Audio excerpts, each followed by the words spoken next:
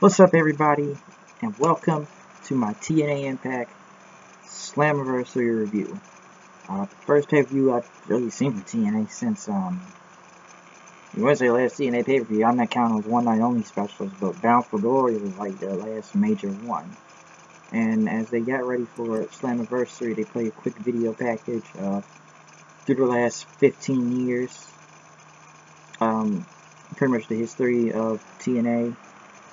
From people like Sting, AJ Styles, Samoa Joe, Kurt Angle, Hogan, Bully Ray, Jarrett, Nash, Gail Kim, Hardy's, a lot of people that have been in this company, many people that have came in this company throughout the years. As they kicked off the show tonight with commentary from Don West, who was back from commentary. I wish they would have got Mike Tenay to come back, but they brought in Robert Flores on ESPN. Both of these guys are on commentary tonight because JB and Josh Matthews got the rest of that match. I don't know why the Pope wasn't out there, which was kind of weird to me. But as they kicked off the show, they brought out all the executives or presidents of each company, from Crash to Pro Wrestling Noah, AAA, and TNA. But we kicked off the show at LAX, going against Naomichi Marufuji and Taji Ishimori versus El Hijo de Fantasma, or if you watch Lucha Underground, also known as King Cuerno, and Drago from Lucha Underground versus Garza Jr. and Laredo Kid. They represent the Crash promotion. Yeah, that's pretty much it. It was Crash, AAA, Noah, and TNA, and it was for both the TNA and Global Force Wrestling Tag Team titles. It's hard saying that. But pretty much everybody came out, and this is like one of the best matches, especially the hot start to kick off the show. You may call it a spot fest and everything, but I thought it was great. This was just like a wild start. The crowd was into it. The crowd was very hot. I like the triple moonsault they did, both Laredo Kid, Garza Jr. and I believe Santana of LAX. Diamante, which I thought was cool. She was trying to do a hurricane on Garza, but Garza powerbombed, but she did like a backflip. Pretty much a powerbomb into a moonsault, just like went over and landed on everybody. People with Drago throughout the whole match, which Drago suffered a bad botch. I guess him and El Hijo de Fantasma pretty much. He did a move and Drago was gonna go off the top rope, but Drago literally slipped, so that'll end up on Botchamania, of course. To be honest, you're gonna see a lot of Botchamania like type of things on the show tonight, which will most likely end up on there. But this was really, it was just an insane spot fest. I'll just give it that. I liked it. Really loved it. Really, it was like one of my best matches tonight. It would have been better if there was like story behind it or two, because they kind of just announced these guys at the last minute from the AAA and Noah promotions getting involved. But it was a very great match. I knew it was going to be a great match because these are some really great teams. Really great teams. And I will say Diamante, like, she hurt her leg when she tried to kick Garza. Her knee really buckled as he threw out the ring on top of El Hijo de Fantasma as he landed on her. So her knee was kind of hurt, but since LAX had picked up the win, Conan and Gallon Knight, he's serious like a late period, but he says there would be a new LAX member in the takeover would be complete. So we will find out who that is soon enough. And there are gonna be live reactions to this. I'll probably just I'm not gonna fit everybody's names, so I'll just probably have to put AAA and Noah as a way of just telling, or probably just some fatal 4-way tag team match for the titles, since I'm not probably gonna fit everyone else's name in there. But now, moving on to the next match after a very crazy spot fest, which was awesome. It was Moose and D'Angelo Williams versus Eli Drake and Christopher Adonis. Caleb Rindge and Austin Dillon were out there, former NFL players, and I think Dillon's a NASCAR driver. As they all came out, Moose had like chilies on him for his entrance still into Eli Drake and Christopher Adonis. And I gotta give it to D'Angelo Williams. He did really good in the ring. He was actually pretty good. The guy could work. He really is taking this seriously. The only thing, and yeah, there was a couple botches here, especially the table spot will end up on Botchamania, where Williams was going to go off the top rope and did a frog splash, but I guess he overshot it and Chris and Isaac didn't go for it. He pretty much got the pin and picked up the win after that. So it was actually a decent tag team match. So he really did good in the ring, but I guess if they wanted to, you know, do a little post-match thing, they had to get up, send the crowd at least happy with the table spot, and they powerbomb Eli Drake through the table. I'm sure a lot of this will end up on SportsCenter or ESPN with him being in a wrestling ring, so and stuff, but it was really good.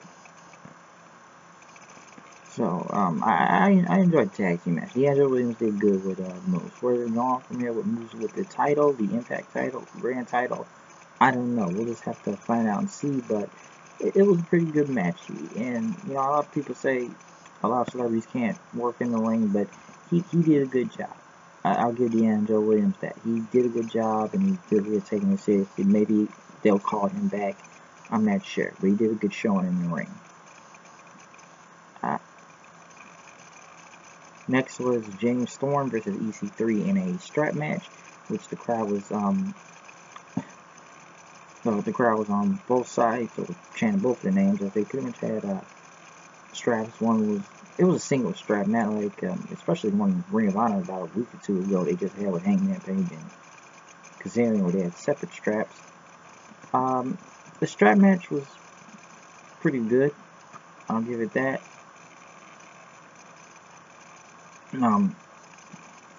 Sorry.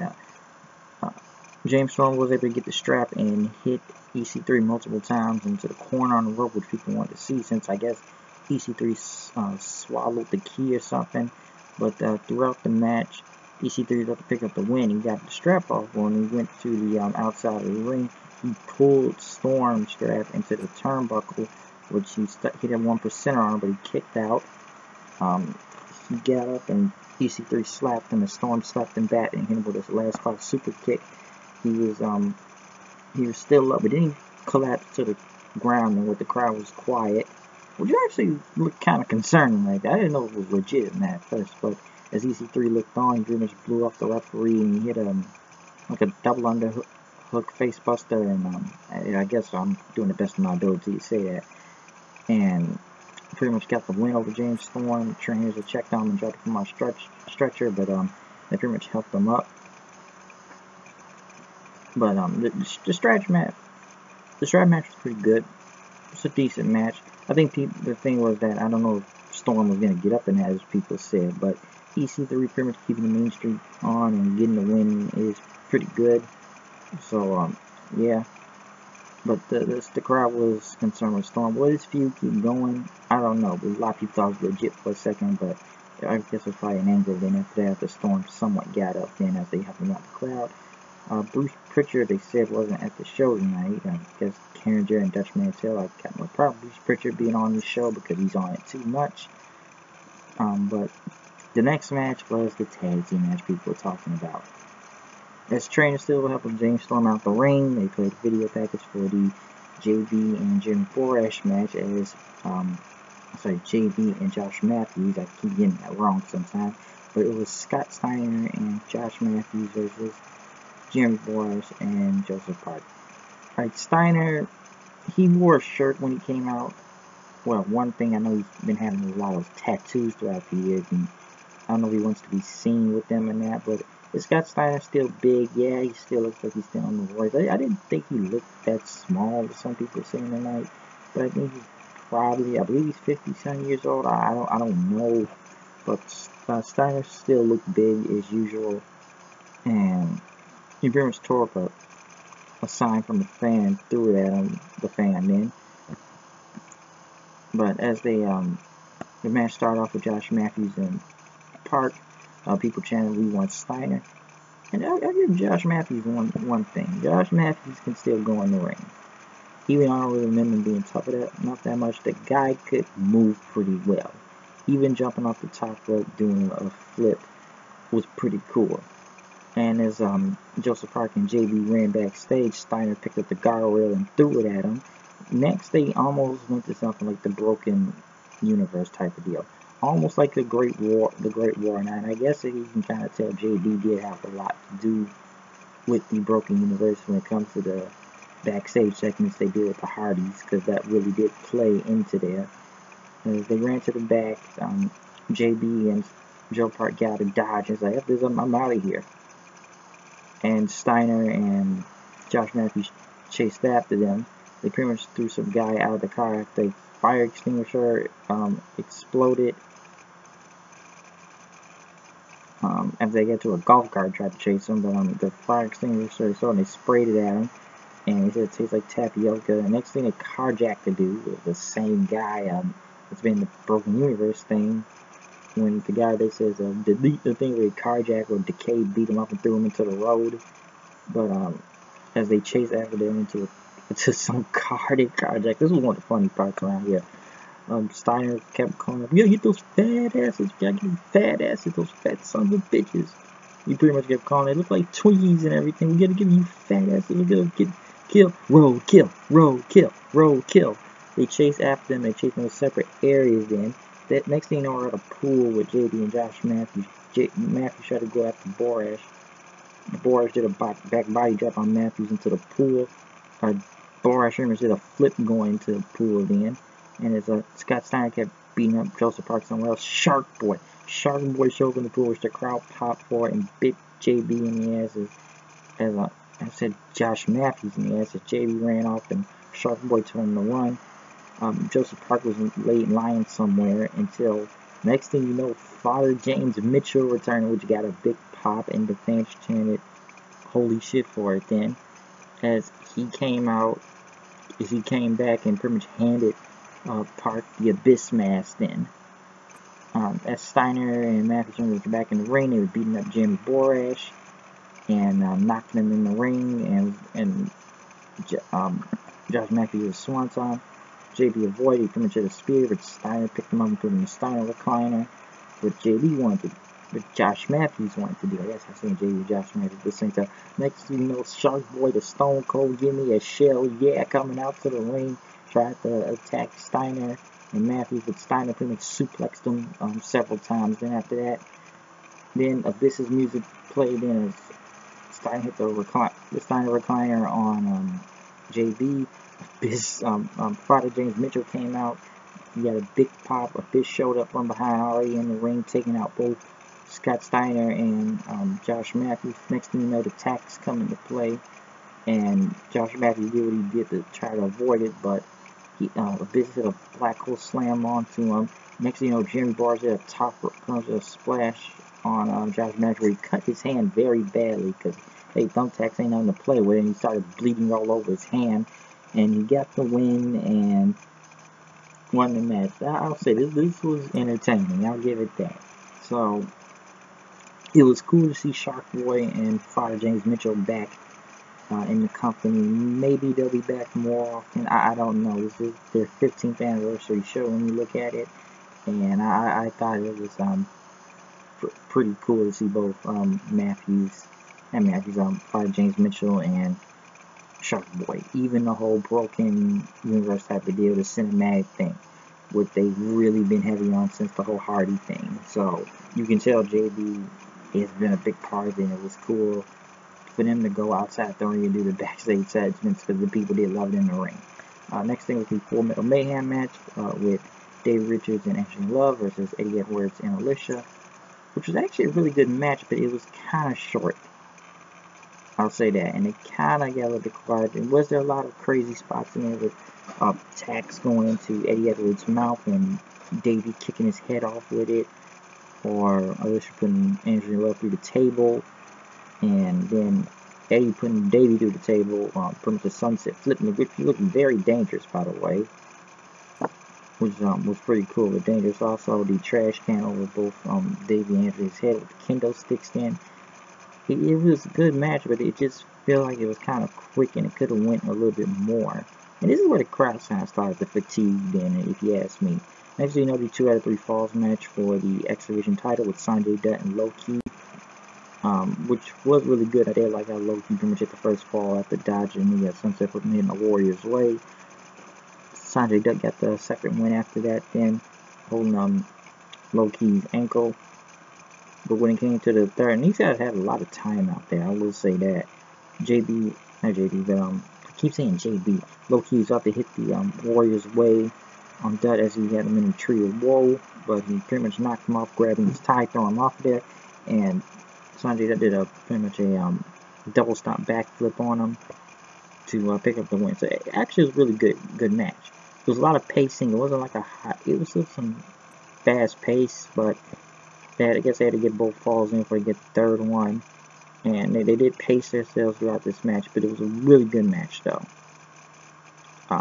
Could they have had a few more minutes in this? Maybe.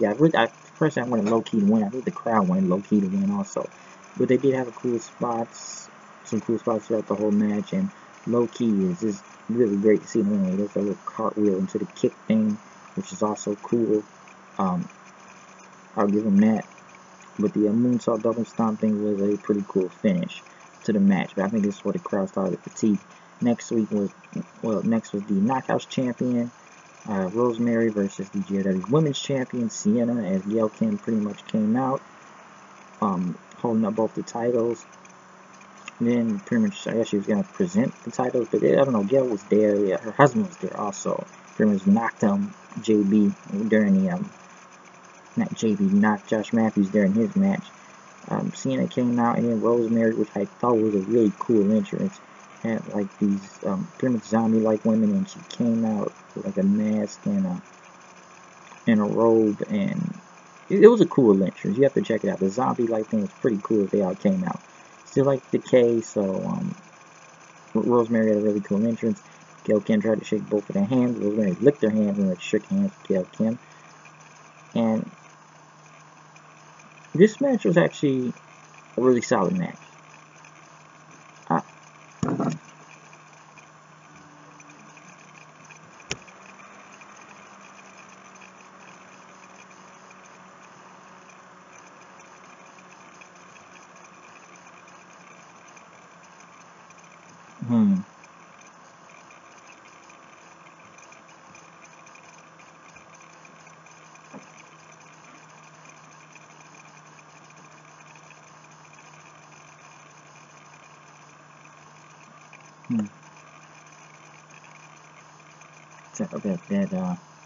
An actually really solid match. KM and Laura Van Ness tried to come out to help Sienna at the beginning of the match, but Sienna wanted them gone. And this is a really good match. I will say, like I said, it's a really solid match. Sienna did hit the silencer, but Rosemary hit the dirty wedding after that. Laura Van Ness tried to come back and help Sienna during the match later on, but Earl Hebner tried to get rid of her. Allie came out with a kendo stick, chasing her around and trying to get her pretty much get her out of the match. Sienna hit Rosemary with the title, but Rosemary had kicked out. I'll say it's about Rosemary. Rosemary was super over in this match. Like, the crowd continued to chant her name throughout the whole match.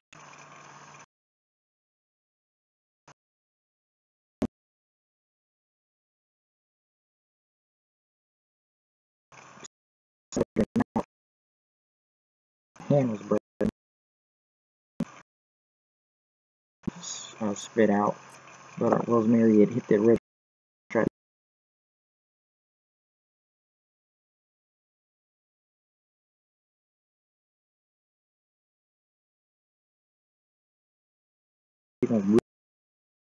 Finish, if you ask me. I thought they got the wrong winner right here. Did Sienna win both belts? Yes, but I didn't really expect the finish right there. I expected Rosemary to go over, because Rosemary is super over, right? Like, the crowd was really with Rosemary throughout this whole match. Even though the interference was kind of somewhat too much, where they're trying to come back in and out. The mist pretty much now burns people, looks like. But this finish was not really good, and you can tell how the crowd didn't like it either. It just was very, it was kind of very unsatisfying, because I really thought Rosemary was going to win this match. I really had her winning this whole thing. But, it's kind of shocking right there, but we'll see how this goes, and maybe Rosemary will get a rematch soon. That probably is Thursday. Impact. JB was out in the ring then. His hand was taped out. and he brought out Jeff Jarrett, which I don't know what people thought he was going to get a hero's welcome or something, but he was somewhat booed because, number one, I don't think people give two craps about Global Force in the beginning, when we'll get on that at the end of the video. But Jeff Jarrett came out with his music and talked about his family, 3 generations, over 7 years they've been in this business. And, his dream became a reality, and his family was in attendance. And he said thank you to the fans who bought a t-shirt, bought a pay-per-view, or saw his show, or a ticket, cheered. And he pretty much told Lashley and Alberto because he's going to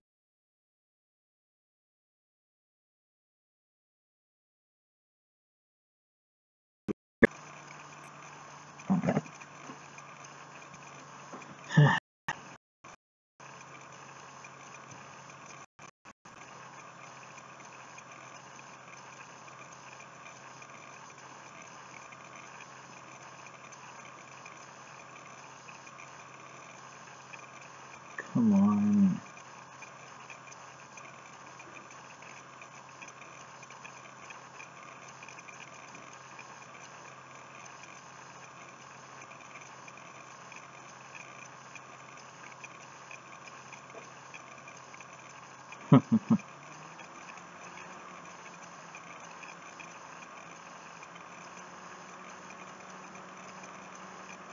Yeah, we're going to get through this somehow.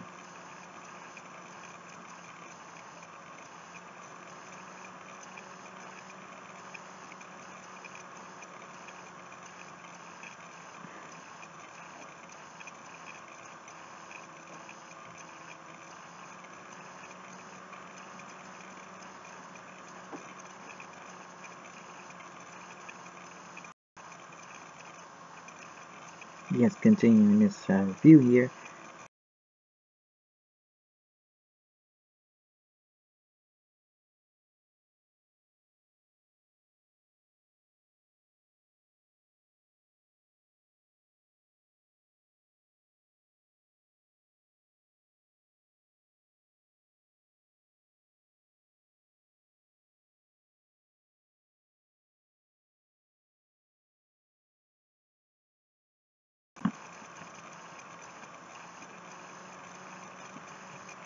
Oh no, not good.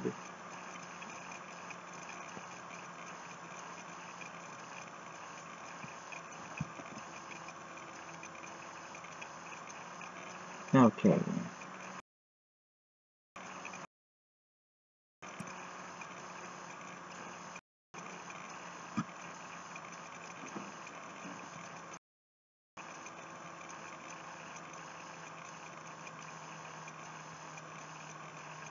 Okay, as Bobby Lashley came out, he pretty much brought a whole MMA squad with him. They all came out together, pretty much the American top tier team, mostly a lot of people from Bellator, I'm sure on Spike TV, which he pretty much had the whole squad with him, and Alberto El Patron came out with his father, Dos Caras, and his brother also. I didn't really catch his name, but he had a mask on also, and as a sort of bringing introductions for both the TNA World Heavyweight Championship and the Global Force Championship. This is actually a really good match. Don't get me wrong, and Bobby Lashley, once again I have to say, has improved throughout multiple times. Did King Mo and those cars get involved? Yes, they did throughout multiple times, especially King Mo. Even those cars pretty much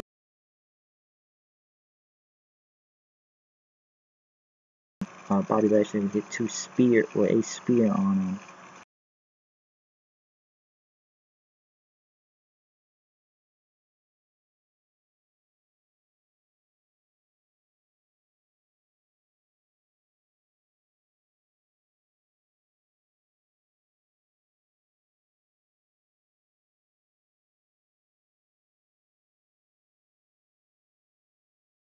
And even I don't like how they're holding so long, especially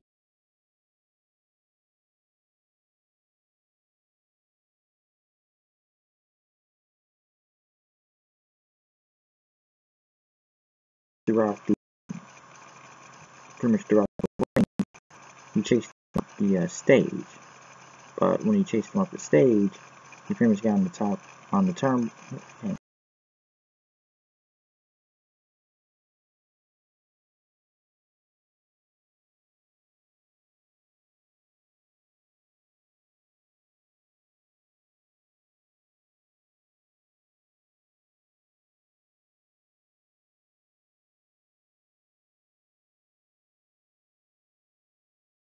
First off, I think Rosemary should have won, and I guess they want to try to move and turn the page or a new champion, but I don't think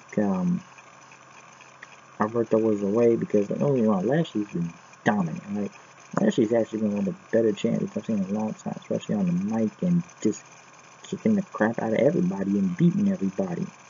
And I don't know what's going to happen after this, because then they bring the rest of the officials come out from Jared and people in the back congratulating Alberto, because I'm thinking it's supposed to be some type of someone else about to happen, or somebody's going to come out. And I guess when they said, for some reason I expected LAX somebody, I kept saying they're announcing a new member. I guess it wasn't tonight, no, it was a Thursday. But I just didn't like the finish to this match, because I don't know if people didn't care about the unification thing with the belts, and it just wasn't a bad match. But then again, and a lot of people thought I was going to be a lot of new belts tonight, that since this whole unification, they would have just merged them. Because even I expected Lashley to go over, really, just because he's been a dominant champion, and that nobody cannot really literally beat him in the ring. So I just think that was the problem with that. And you know, I don't know where this whole Global Force thing is called. I don't think a lot of people are going to call it Global Force Wrestling. Listen, I'm all for rebranding, and yes, TNA really needs to change. I was just finding Impact, but maybe they could have made a better name. Because I said this before in many videos. F Global Force Wrestling. No one cares about it. No one cares about the titles. And yet TNA's had a lot of flack too. At least their belts and stuff had some lineage to it, in a way, in that company. Global Force, what has it really done? Like, what has it literally really done? I've never really understood what their point was. And I don't know if the fans care. And I think fans just was dissatisfied by that finish of Lashley losing. And like I said before, the crowd's kind of fatigued throughout the last three matches. I think they were hot in the beginning, and they actually did a really good job in being engaged and keeping up with everything. But when it kind of got near the end, fans just they fell off from it. I don't think they really care. I think people just expected Jared to give them a new belt tonight or something like that. And I don't know what's going to happen this Thursday. I don't know what we're going to be calling this thing now. I'm not going to call it Global Force for a reason, really, because I think it's just a stupid name. But we'll have to find out and see what happens with this whole thing, because I don't think the name Global Force really attracts anybody. I don't think it is. And yes, I saw a lot of great things, a lot of interpromotional matches from different companies, which was pretty cool. Like, personally, I thought the tag team match was really great. I love the tag team match. I thought it was awesome. So it was really enjoyable. Crap, I gotta do this thing now. This thing's really messing with me.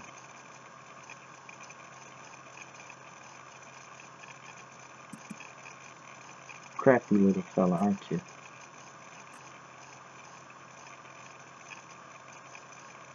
But like I said, moving on with TNA Slammiversary, I thought this was a really great show, especially for a pay-per-view. They were straightforward with it, not a lot of overbookings or crazy stuff. So it wasn't no type of, like I said, not a lot of overbooking or unnecessary finishes, or just kind of try to keep it rather straightforward. Not a lot of silliness or ref bumps or none of that stuff. They tried to be straightforward with it. So give them that, and it's a lot of right fire matches, and they just kept the show moving on as it goes. I just didn't think this whole unification title thing was, and the match was good. I'll just say that it was good, but I don't think people really care about the unification title, and I don't think people give credit. Even there was one fan, and even I noticed Robert Flores said it. They said TNA multiple times, Even this guy right there in the crowd said, let's go TNA. And I don't think they were with the whole Global Force title thing. So that was my problem with the main event. It's a good match. It's just people didn't care about who won. I think the wrong winner won. And I swear that, like I said already, that whole double stomp thing at the end just seems a bit silly at one point. At a point. But, the women's match, like I said, solid match, just another bad finish. I think that mostly in the top two matches, that the finishes are very bad. I just think it's because of who won the titles and this whole unification thing. And personally, I think Low-Key should have won the X Division title, but maybe they keep this feud going. I don't know. I thought the Davey Richards and A. Edwards thing was a little short. Hopefully, they give them more time on Thursday. I enjoyed the Jerry Borash and Joseph Park versus Steiner and Matthews.